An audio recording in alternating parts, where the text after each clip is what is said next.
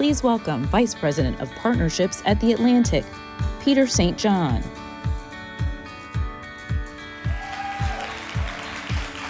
Welcome to Redefining American Justice. My name is Peter St. John, and I'm Vice President of Partnerships here at The Atlantic. Roughly 1 in 3 adults in the United States have been arrested, convicted, or incarcerated. The criminal justice system's impact goes well beyond those individuals, their changing families, the victims, and society at large. In this forum, we are bringing The Atlantic's reporting to life, examining the intersection of lived experiences, public policy, and new ideas that challenge what justice could look like in America today. Our goal is to move beyond what's broken and to reimagine what's possible. Before we get started, I'd like to thank our underwriter, the MacArthur Foundation, for their continued support of The Atlantic's journalism. Please silence your cell phones. If you hear an idea that you'd like to share, please use the hashtag TAF25 on social media. Let's dive in.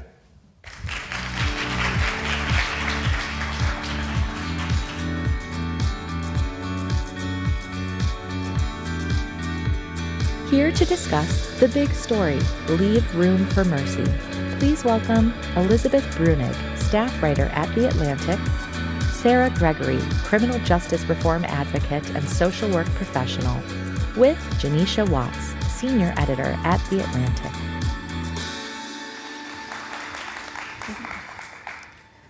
Elizabeth Bruenig did something most of us would never do. She witnessed executions to really understand the nuances of capital punishment. That reporting led to her incredible Atlantic cover story, Witness. Today she's here with Sarah Gregory, whose heartbreak brings into focus the real human cost. So Liz, why was it important for you to bring the stories of death row into our consciousness? I thought about the death penalty for a long time, since I was younger. And, it always struck me as interesting, basically for religious reasons. Jesus was executed. And that, struck me as very interesting growing up. And it's hard not to see, echoes of, that same system through society right now. What were you hoping to interrogate? The territory of forgiveness and mercy, the types of experiences that people who are facing execution have and go through, just on the human level, was very interesting for me and something I wanted to spend some time on. Okay. And your reporting also required that you confront your own understanding. And can you share some misconceptions that you had or what you learned? So in 2016, a few years before I started this reporting, my sister-in-law was murdered. She was stabbed to death by an ex-boyfriend in the town where my husband and I grew up, in Arlington, Texas. And I assumed at that point, the family would be very interested in the death penalty. I mean, this is Texas. My family, my mother and father were, in their way, offering condolences by saying, we hope the guy gets the death penalty. And come to find out, my husband and his father opposed it. And weren't interested in pursuing that at all. And I mean, that was stunning to me. And I would have assumed that anybody in that position would support the death penalty or whatever the maximum penalty is for someone who killed your child, killed your loved one. But the more I reported on this and the more I spent time with families of people who had lost loved ones to violence, the more I came to realize that's not necessarily the case, that we can't assume maximal penalties like the death penalty are going to be the ones that are the most healing or most constructive for victims' families. Yeah, and Sarah, your grandmother Dottie, she was murdered by your aunt's boyfriend, Jimmy. So before we get into the story, I'd just like for you to tell us what your grandmother meant to you. There's the pictures. My grandmother was everything, not just to me, but to our entire family. And we have a very large family.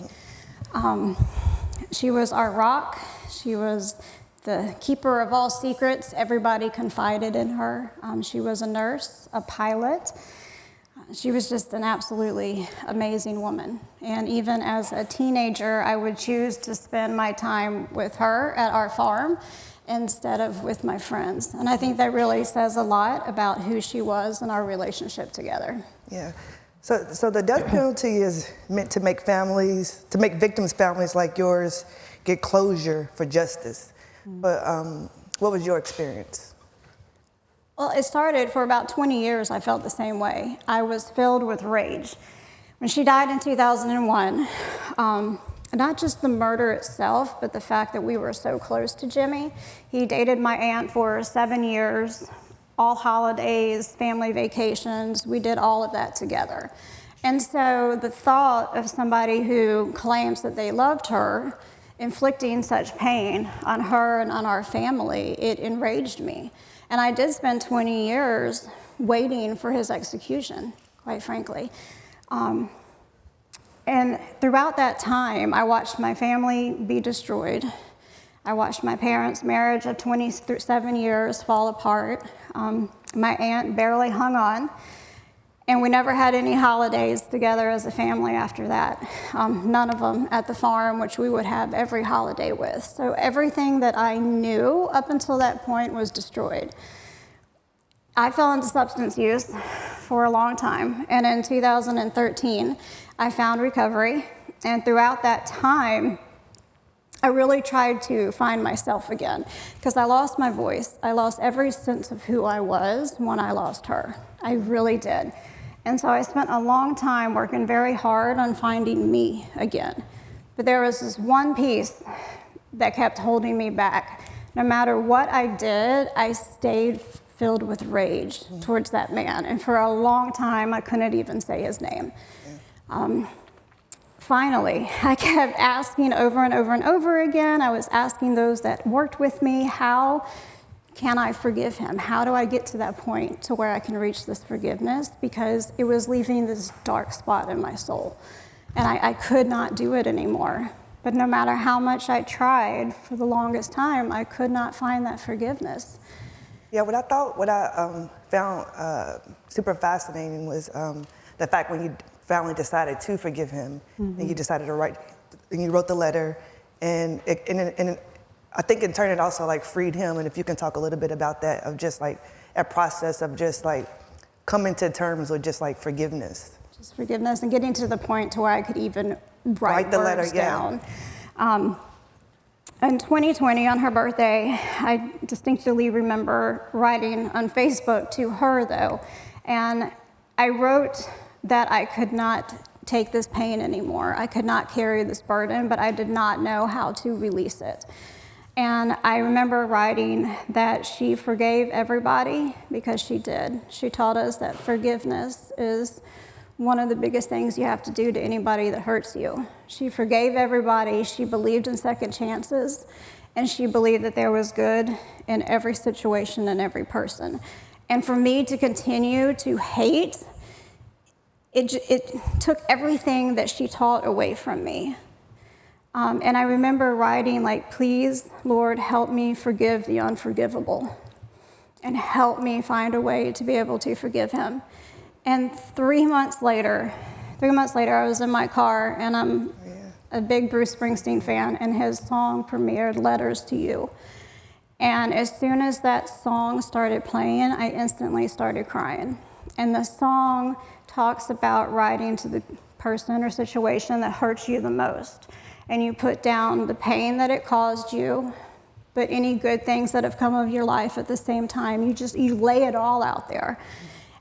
And I knew that was exactly, it was like my answer, right? Like, I'm gonna have to hit you over the head because you're a little hard-headed. This is what you have to do.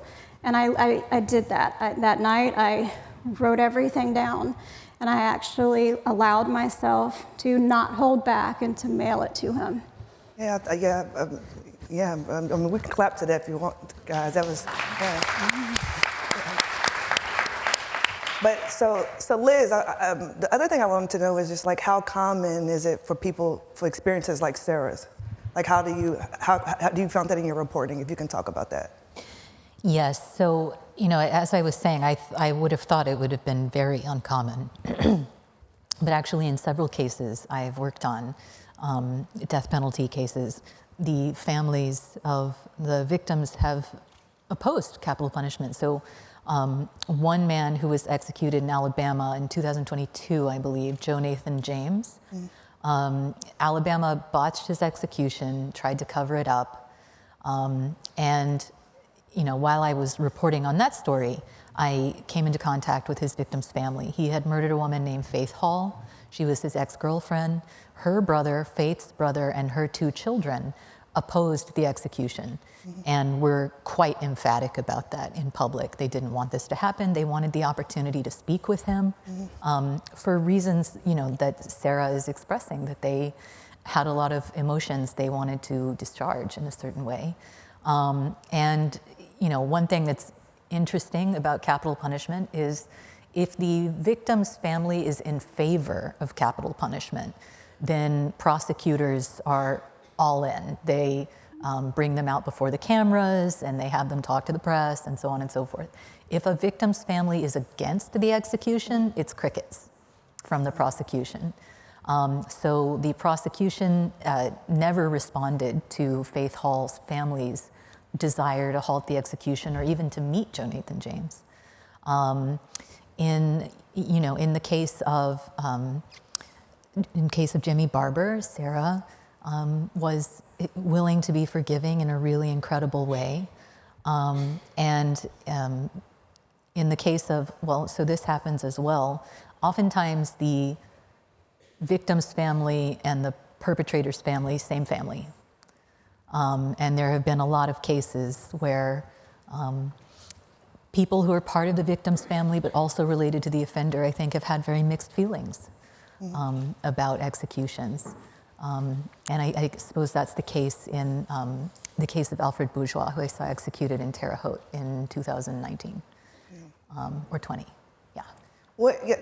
So explain who America sentences to death and what nuance the tough on crime political rhetoric doesn't account for. I think tough on crime rhetoric doesn't take into account the fact that people who commit crimes are not necessarily the most evil people in society, and that committing a crime, even a very heinous crime like murder, is often the result of a number of different factors in a person's life that sort of brought them to that moment. And it's not right to say they didn't have any choice. They have a choice, and they are people should be held accountable for their choices. But in many cases with murder, with homicide, you see people who either have a significant history of trauma and abuse, substance abuse disorder, mental illness, or intellectual disability.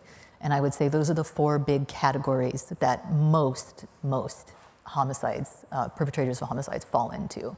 I worry about the tough on crime rhetoric and the sort of moment we're having right now, with a lot of fear over what is described as rising crime, even though crime is low relative to the past. And the last time we had a big surge in executions, it was the 90s, and that was as a result of sort of widespread panic about crime, what they call the crime wave. And I think we're about to enter some years that might look a bit like that as well. Yeah, and can the need for public safety, the pursuit of justice and humanity coexist? Absolutely. And I think as good evidence, lots of other countries have criminal justice systems or criminal legal systems that don't have nearly the struggles that we have with our criminal justice system in the United States in terms of rehabilitation and so on and so forth, just humane treatment of people who've committed crimes and a look at reducing recidivism. And so that is possible. The United States is a very violent country. It's more violent than a lot of countries of comparable development. And so that's a challenge for us. But I sort of have a feeling that reforming the criminal justice system would reduce that violence. Yeah.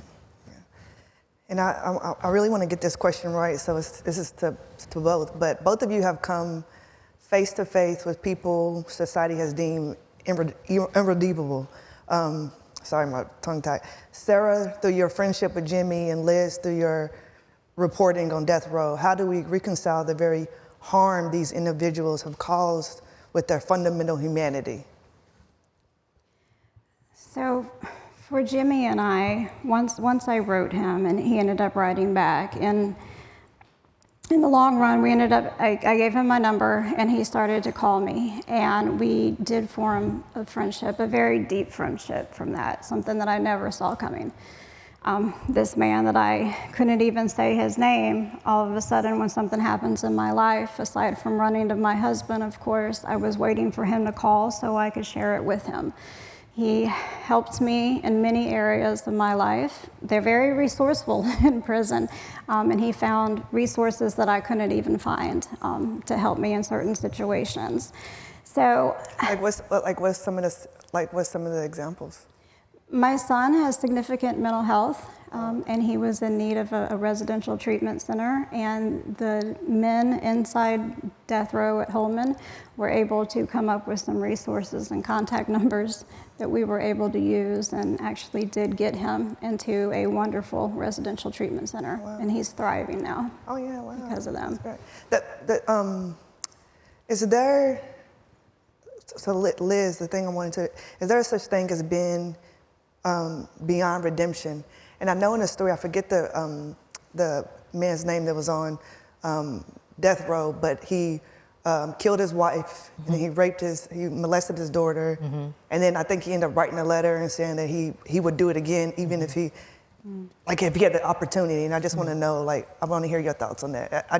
That was just mind blowing. Yeah, I mean, those, working on the death penalty, there are certain cases that are easier than others. In a homicide case where, someone was shot and killed in an illegal transaction of some sort, where it was about money or drugs, it's not so viciously personal as someone molesting his daughter, killing his wife, and then saying he would do it all over again. And so I thought, David Neal Cox was a very difficult person to develop any kind of sympathy for. But, the more I looked into his case, he did write letters saying that he would kill his wife again. But he also wrote letters about how his mind was controlled by this different skin he lived in. He was like, I live in two skins. One of them is evil and cannot be saved, and the other one is good and wants to live. And I think in his effort to be executed, he was a death row volunteer, he wanted to die. In an effort to get himself executed, he wrote those letters about he would do it again, and so forth. And I think in his case, it just became very hard to disentangle what he'd done from the fact that he was on meth and also was severely mentally ill. And so, you come to realize, I think, this person, may not be a very good person, but may not be so evil as that there's nothing that can be done with them to rehabilitate them. I believe that with the right treatment, David Neal Cox could have lived in prison a life that was safe for him and other people. Yeah. And Sarah, your decision to forgive Jimmy didn't just affect you. It reunited his family and transformed multiple relationships. What are the broader social implications when we choose mercy over retribution, and how might these reshape entire communities? When we can sit down and have a conversation and open up the door for mercy and redemption, we can transform the criminal justice system. When we send inmates to prison, we're constantly. Sorry, I went blank. Okay, when we send inmates to prison, we are not rehabilitating them. Yeah. Okay, so we're not working with them. We're not holding accountable for their actions, but leaving space for dignity and grace at the same time. And until you do that, then you're just going to keep perpetuating the same cycles over and over and over again. So there has to be an open communication so that they can be redeemed and rehabilitated. So then if they are released, or when they are released, that they're not committing crimes over again. Yeah, and the other thing too, Liz, like I was telling you earlier, I'm just in awe of your reporting and how you don't look away. The title is a perfect title, Witness. And I just want to hear, as a journalist, why do you think it's so important to have to tell these type of stories and to add like humanity to like, you know, people who other people would kind of like just write off. Mm-hmm. So, you know, my background is in religious studies. I studied Christianity when I was in graduate school. And I've always been interested in mercy and forgiveness because they're the really hard, unfun, alien parts of Christianity. It just doesn't come naturally to you to say, someone has hurt me, so I'm going to give them the opportunity to do it again, turn the other cheek. Those seem to me like the most challenging commandments in the Bible. And I think they're interesting because they're hard.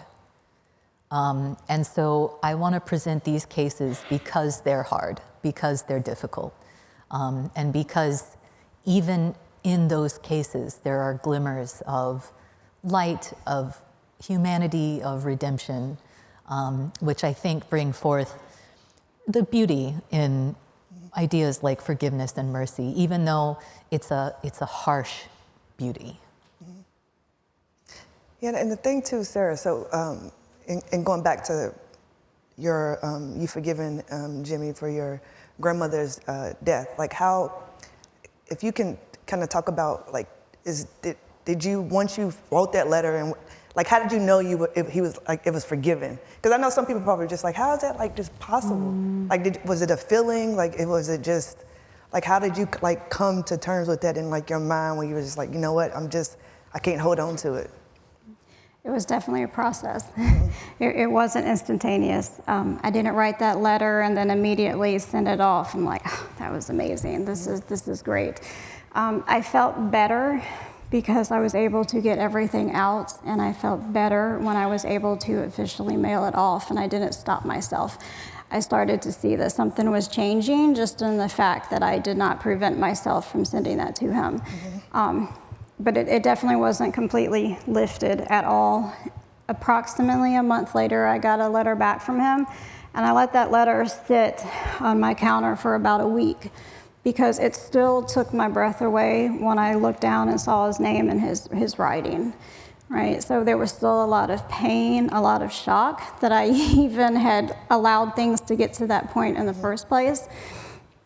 And after about a week, I did read his letter, and I absolutely broke down when I did. And I broke down because he had been this monster under my bed for so long, 20 years. He was the person that inflicted the most pain on myself and my entire family.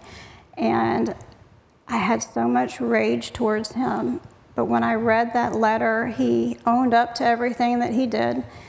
He not only asked for the forgiveness, but he also told me everything that he had done in prison in the past 20 years to try to make up for the act that he did.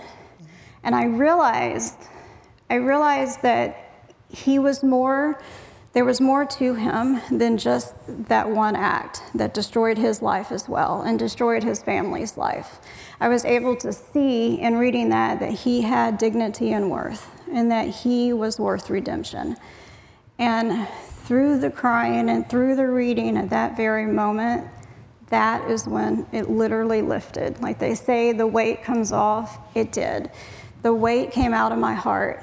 I felt it, and I knew something was totally different at that point in time. I had no idea it would progress to what everything progressed to, but I knew I had no more hate in my heart for him. That blackness that I had inside that I wanted to get rid of for so long, that is the moment that I felt it leave.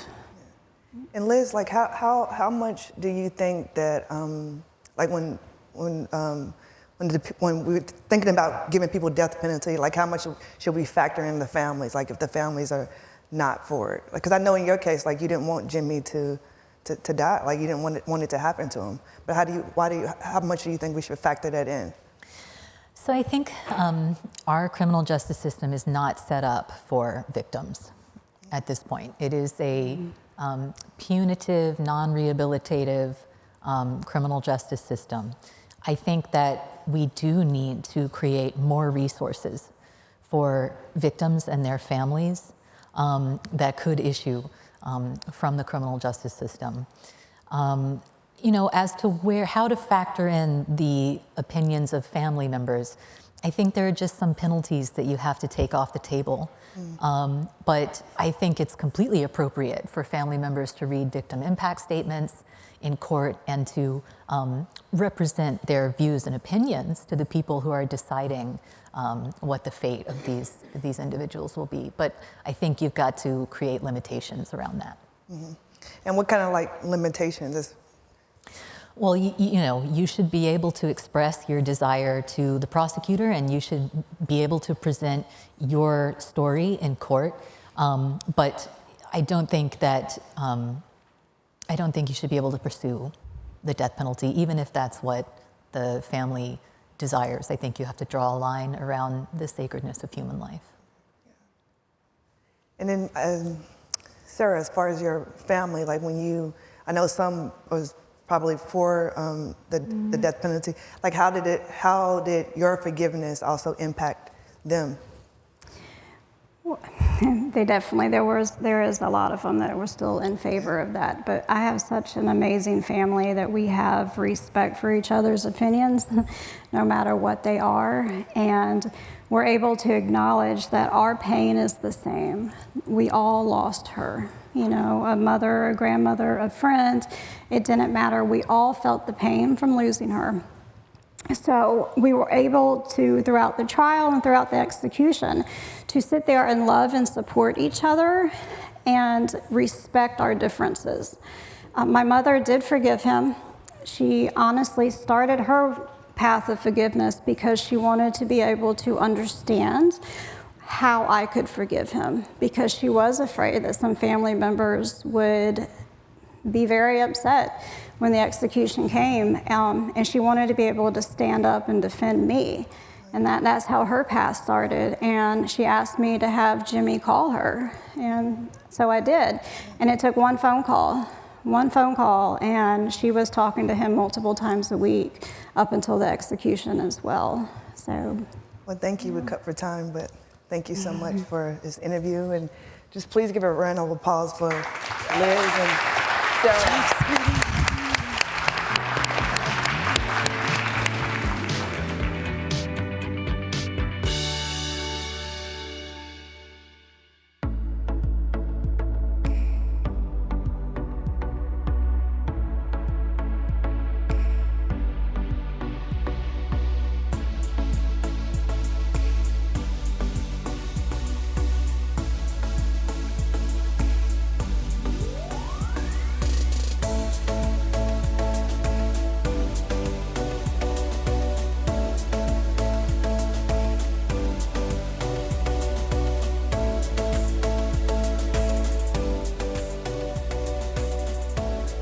For a session produced by our underwriter, the MacArthur Foundation, about transparency, please welcome Bria L. Gillum, Senior Program Officer of Criminal Justice at the MacArthur Foundation.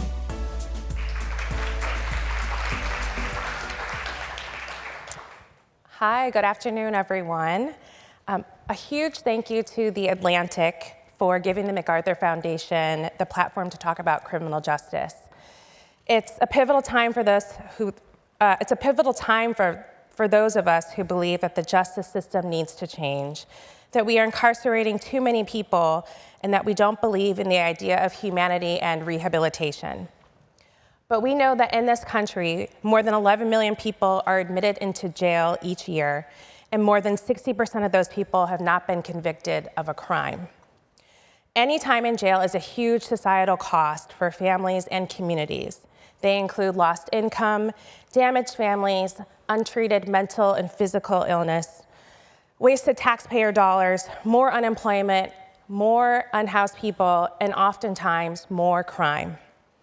Under the Foundation's initiative, the Safety and Justice Challenge, we are investing in over 100 local communities to bring together people who are often isolated in the decisions that impact their personal and community safety. We believe that whether you're a prosecutor, public defender, judge, teacher, researcher, advocate, you name the role or responsibility, you play a role in what your safety looks like and feels like. We are investing in data-driven ideas and practices that prevent people from cycling in and out of the justice system. This includes policies and programs that keep people who may be experiencing an underlying or undiagnosed mental health issue, addiction to drugs or alcohol, or experiencing unstable housing, and providing them with the resources, help, and support they need to stay outside of the justice system. We are investing in rehabilitation services to ensure that individuals who may experience incarceration have the resources, supports, and a community to help them find stable employment, workforce and educational training, and successful reintegration with their families and communities. And we are investing in research and communication to show that you can safely reduce crime without compromising safety, and highlighting promising practices and models that can be adopted in other communities. But for the 11 million people who may experience jail anywhere from a few days to years, there is real harm and lasting scars to their incarceration. From inhumane treatment to long periods of isolation to deplorable conditions, all of which question whether we as a society believe in a second chance. Here to uncover some of those scars that we often try to hide behind the bars of our jails and prisons is Professor Andrea Armstrong, a MacArthur Genius Fellow and Professor of Law at Loyola University. Please join me in welcoming Professor Armstrong to the stage.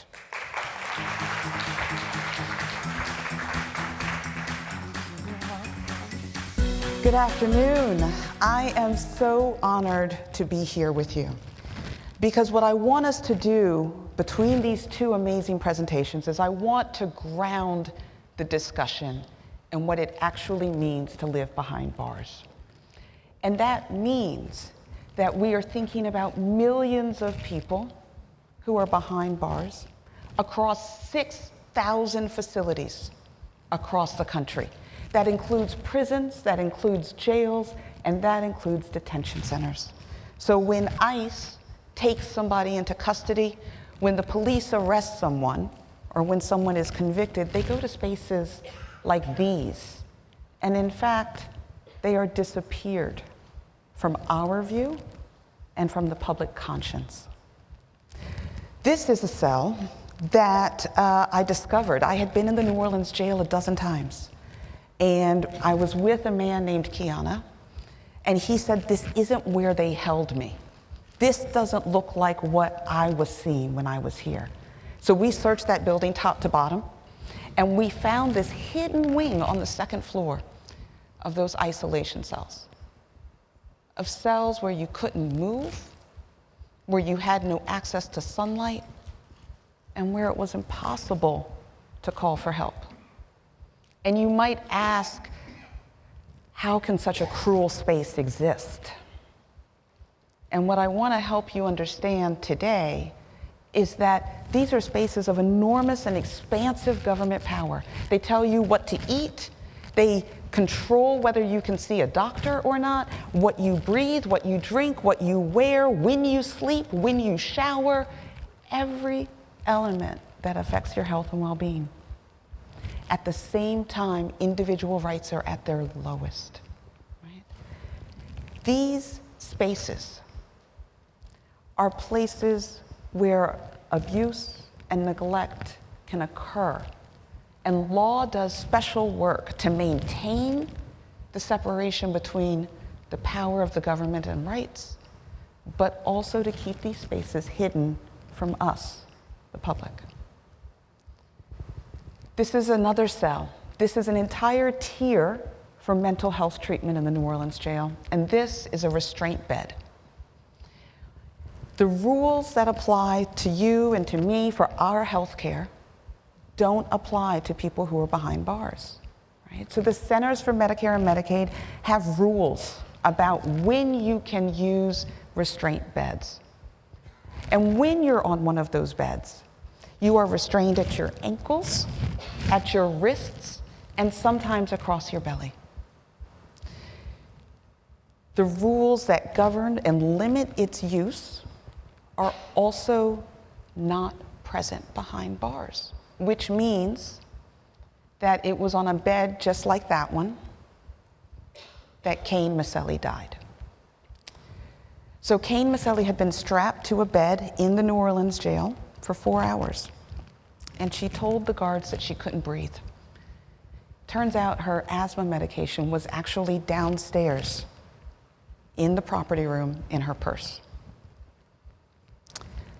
If she hadn't died 4 hours in, she would have remained strapped in 4-point restraints for an additional 5 hours, in violation of every rule that protects the health of you and me.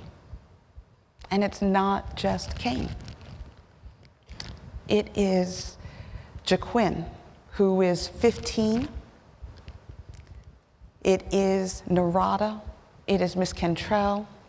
It is Tracy and William and Ryan, and all of them belonged to somebody. They were loved by somebody. They were football fans. They were poets. They were dancers. And it's not just their families that lose, it is us as a community. We lose. It raises the question of how much do we know about what happens in our jails and prisons. I live in New Orleans. I was born and raised there. They all died in the New Orleans jail, and the question I had was, who is keeping track of this? Right? Do you know how many people have died in your local jail or your local prison? And not just how many, but why? Because none of them were sentenced to death. I want to close by looking at one of my favorite pictures, because it tells me so many things. This is the underside of a bunk in the jail. And it is a calendar that was made with toothpaste. This picture is a stark reminder of how we deny the most basic things to people who are behind bars, regardless of the reason that they ended up there, immigration or pretrial or conviction, because we deny people the ability to tell the time. We deny people the ability to know which day it is. But this picture is also one of my favorites because it reminds us of the perseverance of the human spirit. That even in those conditions, someone said, I deserve to know what day it is. And their creative ingenuity created this calendar. It reminds us of their humanity. The dirty secret of prisons and jails and detention centers is everybody eats the same food, sleeps in the same bed, and sees the same healthcare professional. The punishment, even when it's not supposed to be punishment, is the same. This picture also helps me understand that these are our jails and prisons and detention centers. And because they belong to us, they are also our responsibility. Thank you so much.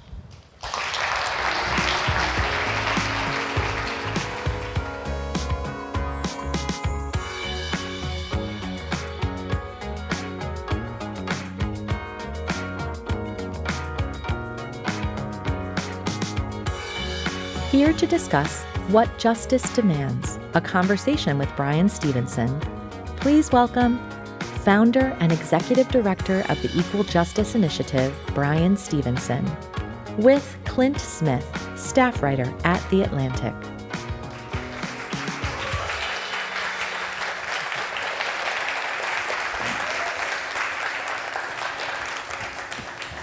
Hello, hello. It is a pleasure to be here with you all, and it is a pleasure to be here with Bryan. Bryan is someone I've looked up to for so long. He inspired my graduate school dissertation, which examined how children sentenced to life without parole make meaning of the purpose of education while they're in prison. No one should ever read it. I'm not saying it was good, it just inspired it. And has done more, I think, perhaps than anyone to demonstrate for the country the moral incongruence of the way that our criminal justice system exists, and helped us to imagine the possibilities for what it should be. And if he couldn't get any cooler, he was played by Michael B. Jordan in a movie. And so that does help. We don't have that much time, but there's so many things I want to ask you. And I want to begin because last year on this stage, I interviewed Ketanji Brown Jackson and talked about her life, her work. This was the early days of her being on the Supreme Court. And you have argued in front of the Supreme Court on several occasions. I think being on the winning side and all but one, quite the winning record. But what is true is that we are operating with a fundamentally different Supreme Court today than the one you argued in front of. And I wondered if you could talk a little bit about how you think the shift in the Supreme Court has impacted the moral and strategic nature of the work that you and EGI are doing, and how you are sort of positioning yourself given the specific sort of judicial context that we're working with. Well, I think you're absolutely right. This is a very different moment than I've experienced actually during my lifetime. I'm a product of Brown versus Board of Education. I grew up in a community where black children could not attend the public schools, and black people were only 20% of the county. So if you had a vote on whether black kids could attend the public schools, we would have lost the vote. The people who raised me and the adults in my community didn't have high school degrees because there were literally no high schools for black people in our county. But lawyers came into that community to enforce the Supreme Court's ruling in Brown versus Board of Education. And because there was a commitment to the rule of law, those school doors opened for me. I got to go to high school, I got to go to college. That's how I became a lawyer, because lawyers use the rule of law to create rights for me in a community that was marginalized, that was disfavored. When I came out of law school, I knew that the law and using the law was going to be the most effective tool for this growing population of people who were filling up our jails and prisons. As most people know, we went from less than 300,000 people in our jails and prisons in the 1970s to over 2 million people by the end of the 20th century. And when the Bureau of Justice projected that 1 in 3 black male babies born in this country in 2001 is expected to go to jail or prison, I saw that as a calamity, a crisis. It was not unlike the pandemic, except there was no pandemic-like reaction. And so the courts became the primary place where we might be able to protect people with disabilities, children, people with mental illness, people with intellectual disabilities, and all kinds of other vulnerabilities that are being swallowed up by this commitment, this effort at over-incarceration. And that has largely been true. We've been able to do things in the courts that we couldn't do in state legislatures, like ban the death penalty for children, ban the death penalty for people with intellectual disabilities, to create rights for people who are disabled and dealing with things, to create conditions, rights around conditions of confinement. And so that has been the arc. But you're absolutely right, things have changed. I think it actually started changing really about 12 or 13 years ago, where even the courts seem to be exhibiting some fatigue in enforcing the rule of law in some of these cases. I saw it in race cases where we were constantly arguing that racial bias had undermined the reliability of a conviction or a death sentence, and we were losing cases that we won a decade earlier. So for me, the shift had to require us to get outside the courts. And so while we're still using the courts to protect people who are vulnerable and disfavored, and we still want to see rights expand, I'm not as optimistic about this court expanding rights for the poor, the marginalized, and the disfavored. And that means we have to get outside the courts and create a kind of a different narrative about who we are as a society, so that more people in our country recognize the problem of putting everybody in jail or prison, punishing people in ways that are cruel and objectionable, doing horrific things to one another. And that's the kind of narrative work that we've been engaged in over the last 10 or 12 years. And it is in part a response to the limitations of this current moment and what we're seeing in our courts. And so you've built this remarkable museum in Montgomery that keeps growing and growing, and we've talked about backstage how it's not, the museum itself has contributed to a sort of revival of Montgomery and hundreds of jobs, and there are over 600,000 visitors who come to the museum and the memorial every year. It is, people are coming to Montgomery. A half dozen hotels have been built since the museum opened. How did you decide that the narrative work happens in a lot of different ways? How did you decide that a museum and a memorial, that version of memory making, of creating the infrastructure through which narrative, a new or a different or more honest narrative might take hold? How did you think about that? The lynching piece, and in establishing the sort of intergenerational connection between lynching, Jim Crow, slavery, lynching, Jim Crow, Reconstruction, and the like. I mean, it all flowed from the same frustration about people not seeing what I see, knowing what I know. I was going into jails and prisons and seeing young children being tried as adults, placed in adult jails and facilities, and being just terrorized and abused. And if you're in a visitation room and you go meet a young kid who comes in and within a matter of minutes is sobbing in your arms because he's been assaulted every night by the adults in that facility, it not only breaks your heart, but it makes you question what is wrong with us. And when you leave that facility, the question I always ask is, who is responsible for that? And the answer is we are, because we've allowed narratives about children. We've called them super predators instead of children. We've allowed this false idea that some children aren't children to influence our society. And we've created this fiction that the way we show our commitment to children is by treating gifted kids and privileged kids really well, while we allow abused kids and neglected kids to suffer. That narrative was the genesis behind everything we started doing. I didn't want to write a book. I just wanted to do my work, but I felt like I had to get people to understand what I was seeing, and that then made us think about the fundamental challenge we have in this country, which is, of course, the burden that we have inherited as a result of racial injustice, that narrative of racial difference that is still polluting our nation, that's everywhere you go, from the Northwest to the South to New England to the Mid-Atlantic. We are all corrupted by this toxic environment that I think is a result of our long history of unaddressed racial injustice. We have never talked honestly about what happened to indigenous peoples when Europeans came to this continent and they were forced off land, and we did horrific things, and that population was shattered by war and violence and disease. And our Constitution said we're committed to equality, liberty, and justice for all, but we didn't apply those concepts to Native people. We instead created a narrative of racial difference. We said, oh no, those indigenous peoples, they're savages. They're not going to get the benefit. And that narrative for me was the great evil of slavery. It was the thing that endured after 246 years of bondage. And for me, it is the great evil.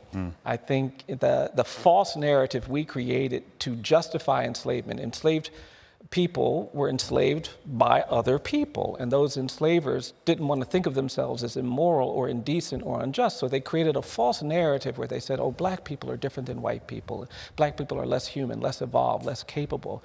And that survived the Civil War. I often argue that the North won the Civil War, but the South won the narrative war, and that narrative was so powerful that it undermined our commitment to the rule of law. It's the reason why the 14th Amendment, which guarantees equal protection, was not enforced by the Supreme Court. The 15th Amendment, which guaranteed the right to vote, was not enforced by the Supreme Court. They sided with states' rights, and that led to a century of disenfranchisement and terror violence. And again, nothing that we've ever really talked about.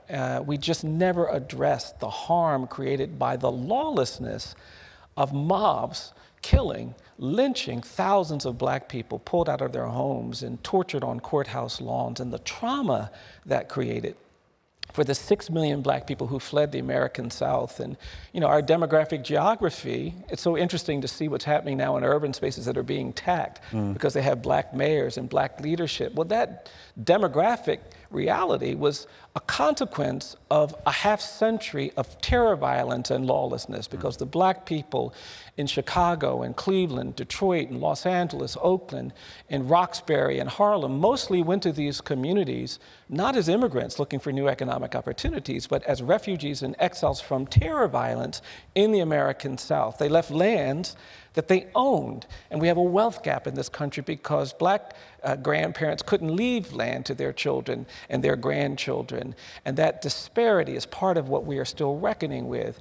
And that narrative of racial difference persisted throughout the 20th century. We did have a heroic civil rights movement in the 1950s and 60s where we tore down the legal architecture of Jim Crow, and the courts were allies in that, right, from Brown all the way to Loving versus Virginia. But that narrative still persisted. And that's why, as the civil rights movement retreated, we saw this new investment in mass incarceration, that big increase. The court was monitoring it a bit, and now it seems as if they've given up any oversight. And so for me, the narrative struggle is the primary struggle. And we've created these sites because I think we have to reckon with this history. The countries across the globe that have done the best work reckoning with their histories of injustice are the countries that have made tremendous progress. Mm-hmm. We see Germany as an ally, even though just 80 years ago they were the villain of the world and they were doing horrific things, but they have reckoned with the history of the Holocaust. And you can't go 200 meters in Berlin without seeing monuments and memorials, and the Holocaust Memorial sits in the center of that city. Every student in Germany is required to study the Holocaust and learn about the Holocaust. They don't have people in Germany saying, oh, we can't teach our children about the Holocaust. That might make somebody feel uncomfortable or ashamed. They're not banning books about the Holocaust. They're not censoring people who talk about the Holocaust. There are no Adolf Hitler statues in Berlin. There are no monuments to the Nazis. I come from Alabama, where the landscape is littered with iconography, celebrating the very perpetrators of these narratives of racial hierarchy. And now, our federal government wants to restore the names of the people who believe in racial inequality, who never believed in the humanity of black people, back on military bases. And so that narrative struggle is very much kind of primal to what I think we have to do if we're going to kind of continue moving to make our legal systems responsive to the needs of vulnerable people. And what does that mean in the context of this political moment where the President of the United States, posts that a museum like the Smithsonian, clearly alluding to the broader Smithsonian institution, but also the Museum of African American History and Culture, and says that the Smithsonian spends too much time talking about how bad slavery was. Have you in your museum experienced any pushback, any pressure? We have all this conversation like, is the Smithsonian going to begin removing different items that some might find offensive or uncomfortable, or that don't align with a specific and kind of narrow conception of what he calls a patriotic education? We already see, the way that they have taken money away and grants away from museums across the country, the African American Museum in Boston, the Whitney Plantation in Louisiana, because they don't align with the sort of ideological agenda of the current administration. And so how have you all been thinking about, and have you all experienced pushback or pressure given the new sort of social and political context that we're operating in? Yeah, well, I feel really proud. We did not take one penny of state or federal money in building our museums, not one penny.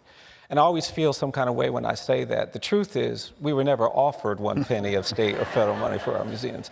But it now insulates us from having to do anything restrictive. If anything, I feel an obligation to do more, to say more. I think this effort to minimize our conversation about the harms of history is such a threat to this country.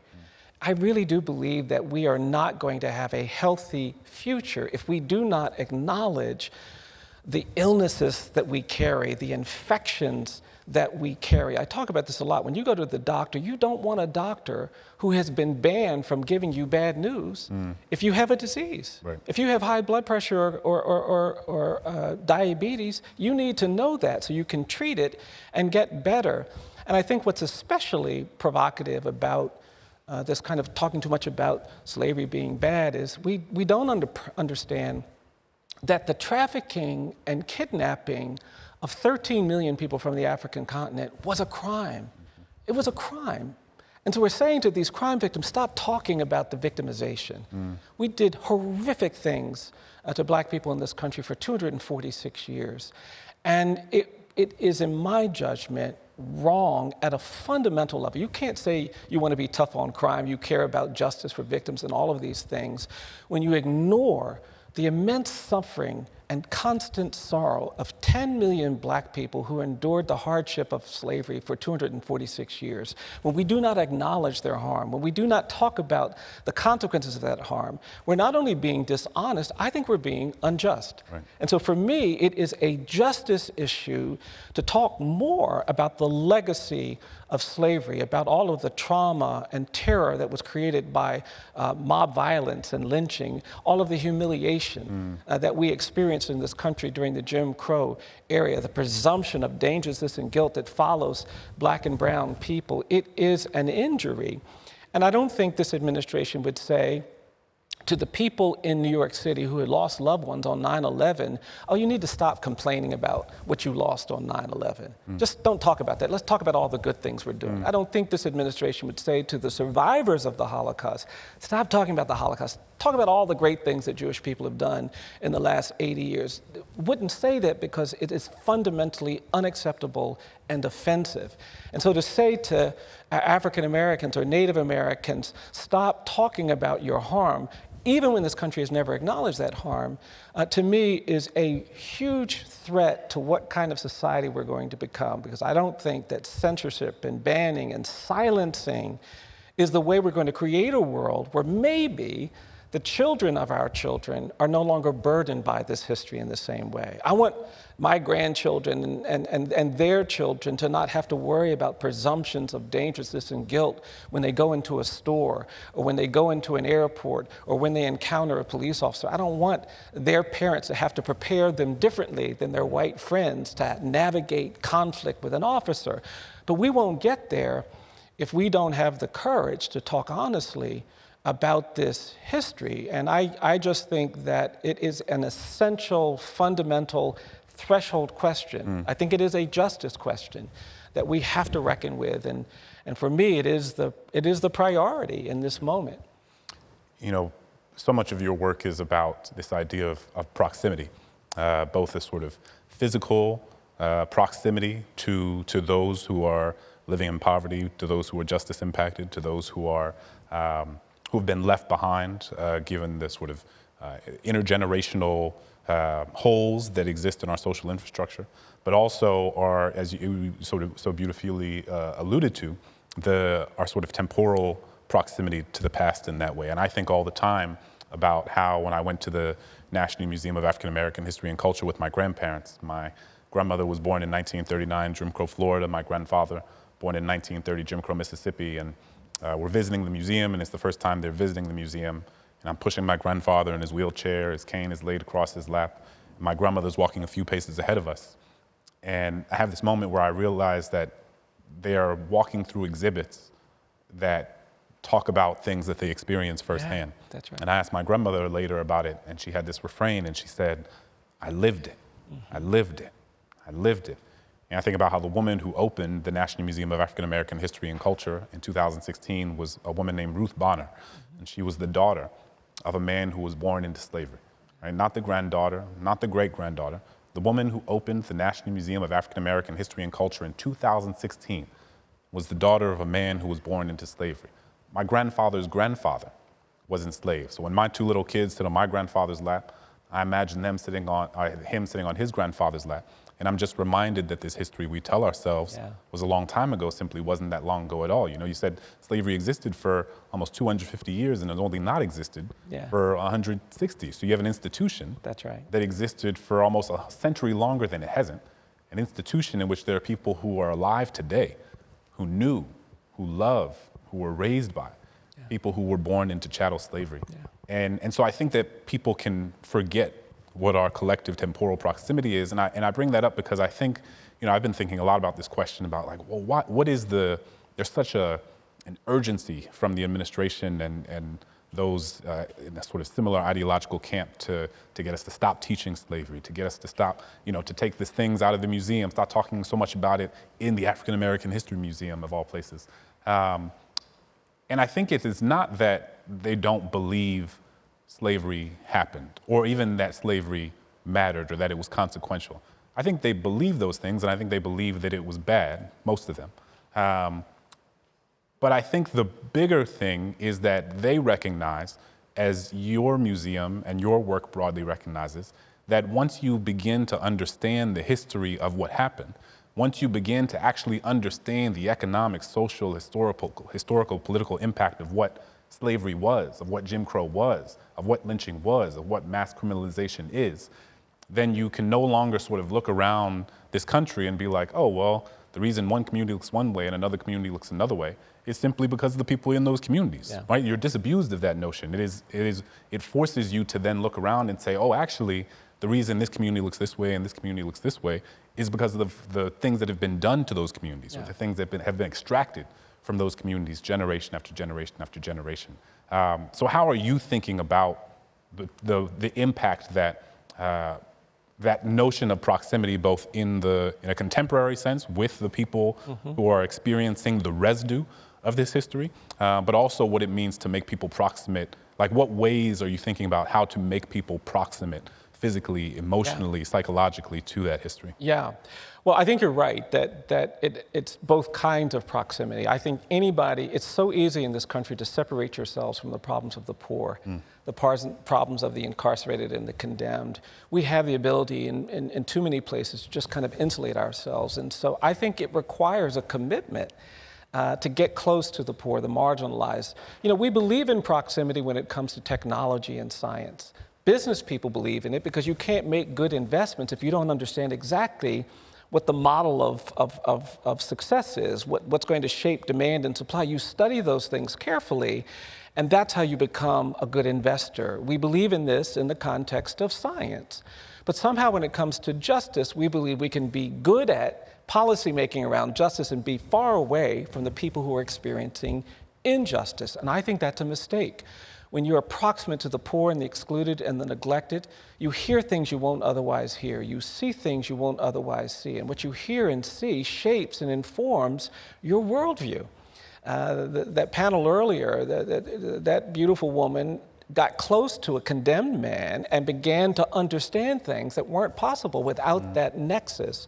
And I think that opportunity exists for all of us, and that's why I keep emphasizing it, because I think it is key to how we become healthier, how we become more human, how we get past the polarization, how we get past this differencing that seems to be shaping everyone's discourse these days. But I also think that historical proximity is important too. My grandmother was raised by people who were born in slavery. My great-grandparents were enslaved, and my grandmother was strategic and tactical. She had 10 children. My mom was the youngest of her 10 kids. She had never lived through integration. Her life had been shaped by Jim Crow. And so when they integrated the schools in our community, after those lawyers came in, I think she got really worried about me. And she started doing this thing where she would come up to me. I was like 9 years old, and she would give me these hugs, and she would squeeze me so tightly, I thought she was trying to hurt me. And then she'd see me an hour later, and she'd say, Bryan, do you still feel me hugging you? And if I said no, she would jump on me again. So by the time I was 9 or 10, I'd learned every time I saw my grandmother, the first thing I would always say is, Mama, I always feel you hugging me. And she'd smile this smile. And I didn't appreciate all that she was teaching me. She worked as a domestic her whole life, cleaning other people's houses. She lived into her 90s, but she fell when she got in her 90s, and she broke her hip, and then she was diagnosed with cancer. I was in college at the time, and I went to go see her. And she was on her bed, her eyes were closed, and she wasn't responding to anything I said. But I just couldn't imagine being in the world without my grandmother, and I just started talking. I persuaded myself, she can't die while I'm talking. And I was in there talking forever, and finally somebody came in and said, you can't stand here and talk forever. And they made me say my goodbyes, and I tried to say my goodbyes, and I turned to leave, and that's when my grandmother squeezed my hand. She opened her eyes, and she looked at me, and she said, Bryan, do you still feel me hugging you? And then she said, I want you to know I'm always going to be hugging you. And the power of this history is that, the African American experience isn't just trauma and violence and enslavement and suffering. There's also this other side of strength and courage and resilience, despite the brutality of slavery, despite the number of women who were raped, despite the threat of ever-present threat that you would be sold away from your children. Enslaved mothers loved their children. Enslaved people learned how to love in the midst of agony. And that is also that legacy. And so I feel lifted up by all of those 10 million people. I feel like they're with me. And sometimes when I go to court, it's easy to feel like you're going to court by yourself. When you stand up and they tell you to sit down, when you speak and they tell you to be quiet, you're going to be all by yourself. But recently, particularly as I've been doing this narrative work, I don't feel like I'm ever alone.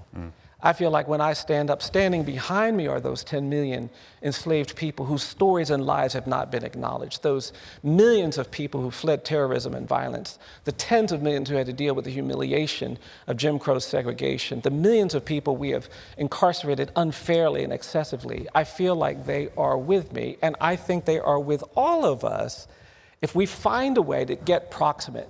Proximity gives you something that allows you to move forward. It carries you, it pushes you.